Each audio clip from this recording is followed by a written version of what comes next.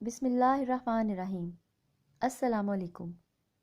اللہ تعالیٰ نے انسانوں کی ہدایت اور رہنمائی کے لیے انبیاء اور رسل مبعوث فرمائے، جنہوں نے لوگوں کو ایک اللہ کی عبادت کرنے کی دعوت دی۔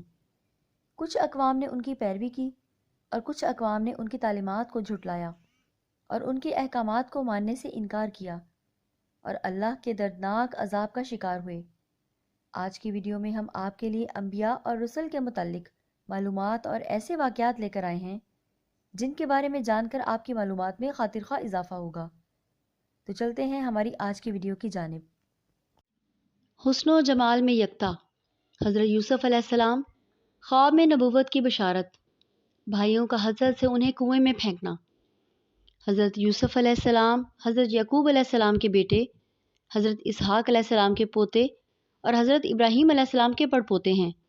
والدہ راحیل حضرت یوسف علیہ السلام کے چھوٹے بھائی بنیامین کی پیدائش کے وقت انتقال کر گئی تھیں۔ یوں تو اللہ تعالیٰ نے حضرت یعقوب کو 12 بیٹوں سے نوازا تھا، لیکن راحیل کے بطن سے 2 بیٹے یوسف اور بنیامین ہی ہوئے۔ حضرت یوسف علیہ السلام بھی اپنی والدہ کی طرح حسن و جمال میں لاسانی تھے۔ والد کو ان سے بے حد محبت تھی اور وہ انہیں خود سے جدا نہیں کرتے تھے۔ روایت میں ہے کہ حضرت یعقوب علیہ السلام کی چہیتی بیوی راحیل نے بھی ان کے لیے خصوصی وصیت کی تھی۔ اب یہ بن ماں کے بھی تھے اور 10 ستیلے بھائیوں سے چھوٹے بھی۔ پھر شدید قربت اور محبت کا ایک سبب یہ بھی تھا کہ حضرت یعقوب علیہ السلام نے حضرت یوسف کی پیشانی پر چمکتے نور نبوت کا مشاہدہ بھی کر لیا تھا۔ حضرت یوسف علیہ السلام ابھی سن بلوغت کو بھی نہ پہنچے تھے کہ انہوں نے ایک خواب دیکھا جس کا اپنے والد سے یوں ذکر کیا: اے ابا جان، میں نے 11 ستاروں، سورج اور چاند کو دیکھا ہے کہ وہ سب مجھے سجدہ کر رہے ہیں۔ حضرت یعقوب نے جب بیٹے کا خواب سنا تو سمجھ گئے کہ یہ بڑے ہو کر اللہ تعالیٰ کی جانب سے ایک عظیم منصب پر فائز ہوں گے۔ بعض مفسرین نے لکھا ہے کہ جس وقت حضرت یوسف علیہ السلام اپنی والد کو خواب سنا رہے تھے، ستیلی ماں دروازے کی آڑ سے باتیں سن رہی تھی۔ جب ستیلے بیٹے گھر آئے تو اس نے یہ بات ان کے گوش گزار کر دی۔ وہ ویسے بھی حضرت یوسف سے حسد کرتے تھے، لہٰذا اس واقعے نے جلتی پر تیل کا کام کیا۔ انہوں نے آپس میں کہا کہ یوسف کو یا تو جان سے مار ڈالو یا اسے کسی ملک میں پھینک آؤ، یا پھر ابا کی توجہ صرف تمہاری طرف ہو جائے گی اور اس کے بعد تم اچھی حالت میں ہو جاؤ گے۔ ان میں سے ایک نے کہا کہ یوسف کو قتل تو نہ کرو، بلکہ کسی اندھے کنویں کی تہ میں ڈال آؤ تاکہ کوئی آتا جاتا قافلہ اسے نکال کر لے جائے۔ اگلے دن 10 بھائی والد کی خدمت میں حاضر ہوئے اور کہا: ابا جان، آخر آپ یوسف کے بارے میں ہم پر اعتماد کیوں نہیں کرتے؟ ہم تو ان کے خیر خواہ ہیں۔ کل آپ اسے ضرور ہمارے ساتھ بھیج دیجیے گا کہ خوب کھائے پیے اور کھیلے۔ اس کی حفاظت کے ہم ذمہ دار ہیں۔ حضرت یعقوب ہچکچاہٹ کے بعد مان گئے۔ اگلی صبح روانگی سے قبل حضرت یوسف علیہ السلام نے پھر اپنے 10 بیٹوں کو ان کی حفاظت کی یاد دہانی کروائی۔ حضرت یعقوب کافی دور تک ان کے ساتھ گئے۔ جب تک والد ساتھ رہے، وہ بھائی کو گود میں اٹھائے رہے، لیکن جیسے ہی وہ نظروں سے دور ہوئے، انہوں نے یوسف کو گود سے نیچے پھینک کر مار پیٹ شروع کر دی۔ ان سب کے دل پتھر ہو چکے تھے۔ ایسے میں ایک بار پھر بڑے بھائی یہودا کے دل میں رحم آیا۔ اس نے کہا کہ اس طرح اس بچے کو ضائع نہ کرو، یہاں قریب ہی ایک کنواں ہے، اس میں ڈال دو۔ اگر کسی سانپ وغیرہ نے ڈس لیا تو یہ مر جائے گا، اور اگر یہ زندہ رہا تو شاید کوئی بھولا بسرا قافلہ یہاں آ جائے اور اسے اپنے ساتھ لے جائے۔ اس طرح تمہارا مقصد پورا ہو جائے گا۔ یہودا کی بات سے سب نے اتفاق کیا۔ مفسرین نے حضرت یوسف کو کنویں میں ڈالنے کا واقعہ یوں بیان کیا ہے کہ جب وہ انہیں ڈالنے لگے تو وہ کنویں کی منڈیر سے چمٹ گئے۔ بھائیوں نے ان کے ہاتھ باندھے۔ حضرت یوسف نے بھائیوں سے رحم کی درخواست کی، مگر جواب ملا: جو 11 ستارے تجھے سجدہ کرتے ہیں ان کو بلا، وہ تیری مدد کریں گے۔ پھر انہیں ایک ڈول میں رکھ کر کنویں میں لٹکا دیا۔ جب نصف تک پہنچے تو ڈول کی رسی کاٹ دی۔ اللہ تعالیٰ نے حضرت یوسف کی حفاظت فرمائی۔ پانی میں گرنے کی وجہ سے انہیں کوئی چوٹ نہیں لگی۔ انہیں قریب ہی ایک پتھر کی چٹان نظر آئی اور وہ اس پر بیٹھ گئے۔ حضرت یوسف کو کنویں میں ڈالنے کے بعد انہیں فکر ہوئی کہ اب والد کو کیا جواب دیں گے۔ چنانچہ انہوں نے ایک بکری ذبح کی اور اس کا خون حضرت یوسف کے کرتے پر لگا کر عشاء کے وقت آہو بکا کرتے والد کے پاس پہنچے اور کہنے لگے: ابا جان، ہم سب تو دوڑنے میں لگ گئے تھے اور یوسف کو ہم نے سامان کے پاس بٹھا دیا تھا۔ ایک بھیڑیا انہیں کھا گیا۔ آپ ہمارا کیوں یقین نہیں کرتے، اگرچہ ہم کتنے ہی سچے ہوں؟ سورہ یوسف آیت نمبر 17۔ مفسرین لکھتے ہیں کہ انہوں نے قمیص کو خون میں لت پت تو کر دیا، لیکن وہ یہ بھول گئے کہ اگر بھیڑیا یوسف کو کھاتا تو قمیص کیسے سلامت رہ جاتی۔ حضرت یوسف نے قمیض دیکھ کر اندازہ کر لیا کہ یہ جھوٹ بول رہے ہیں۔ آپ نے فرمایا، میرے بیٹو، یہ کیسا حکیم اور عقلمند بھیڑیا تھا کہ یوسف کو اس طرح کھایا کہ کرتا کہیں سے بھی نہیں پھٹا اور صحیح سالم رہا۔ آپ نے فرمایا، حقیقت یوں نہیں ہے، بلکہ تم اپنے دل سے یہ بات بنا کر لائے ہو۔ بس میرے لیے صبر ہی بہتر ہے، اور جو تم بیان کرتے ہو اس کے بارے میں اللہ ہی سے مدد مطلوب ہے۔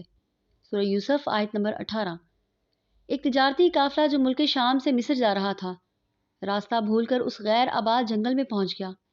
انہوں نے پانی لینے کے لیے ڈول ڈالا۔ حضرت یوسف نے ڈول کی رسی پکڑ لی۔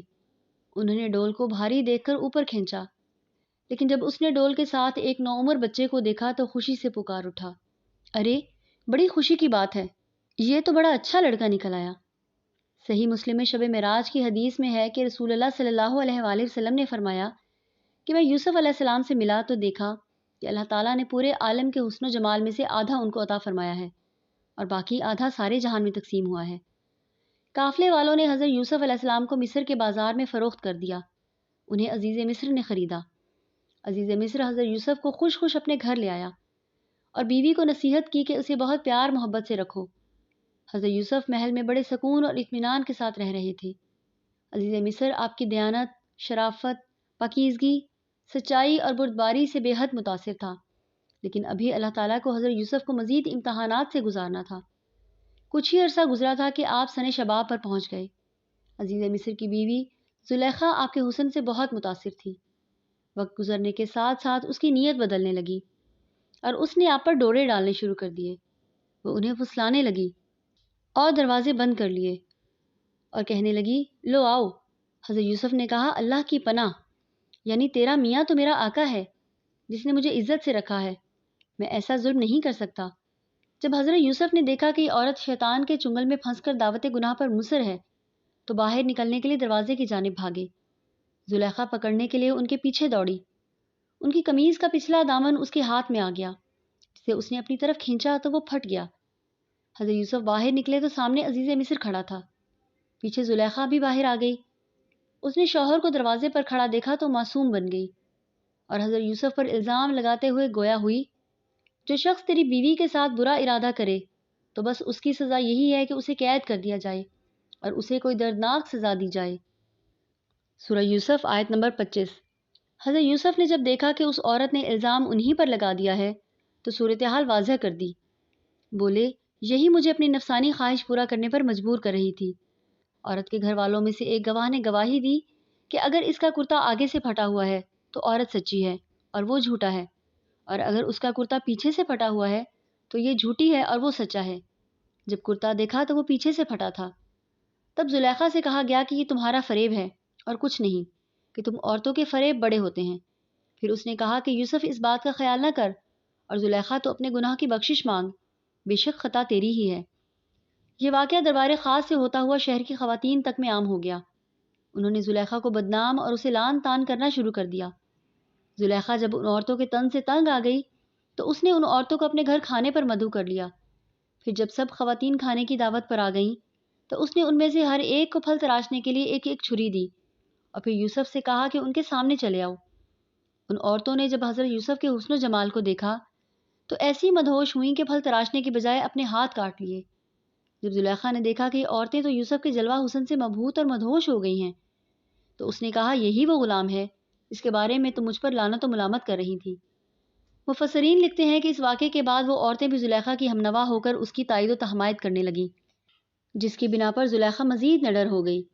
تو آپ نے اپنے رب سے التجا کی، اے میرے پروردگار، جس کام کی طرف سے یہ مجھے بلاتی ہے اس کی نسبت مجھے قید پسند ہے، اور اگر تم مجھ سے ان کے فریب کو نہ ہٹائے گا تو میں ان کی طرف مائل ہو جاؤں گا اور نادانوں میں داخل ہو جاؤں گا۔ سورہ یوسف آیت نمبر 33۔